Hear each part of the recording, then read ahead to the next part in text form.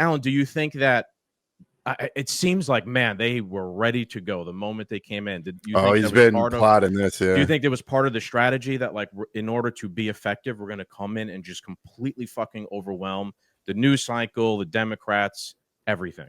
I know it was, because they've been working.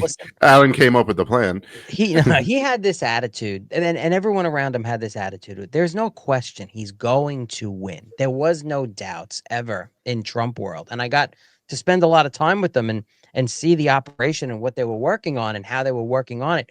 I mean, you know, just the crafting of the executive orders and the game plan. And yeah, call it chaos. I call it chaos. I want more chaos. We have 2 years to bring as much chaos and disruption. So here's the thing.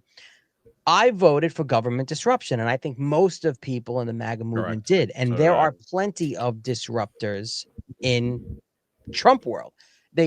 All of it. I mean, just for instance, he sends out an email to 2 million government employees and says, you either show up to work February 6th or you're getting fired, but I'm going to give you this handsome buyout, which is an unbelievable buyout. You're going to get full benefits and full pay till September 30th. For 8 months, you're going to get paid. So you can go and get another job and start with your government resume to go work somewhere in the private sector while you're getting paid for 8 months.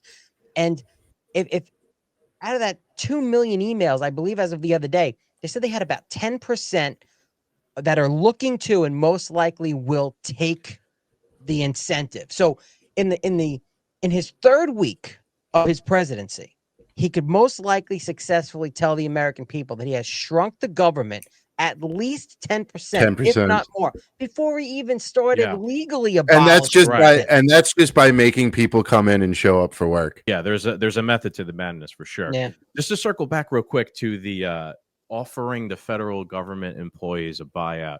You already you mentioned some of the statistics on that. You think about like 10% of people are going to accept it. I found that to be so interesting. Like it is. I'm all for it. It's a good way to get rid of some of them without legal battles and shit like that, right? But I'm just interested to see the data afterwards to see how many people actually took it or not. Because I was thinking, I'm like, most people who work for the government probably suck, right? Yeah. Like they're there because they're working for the government, not because they're like some really qualified person or something like that. Just at default setting, let's just say. Right. So I wonder if they are actually en masse going to take that deal, because if they do, I'm not confident that they're going to be able to get a really good job on like the market and compete with the rest of us in the normal world. So they might end up a lot of them might end up not taking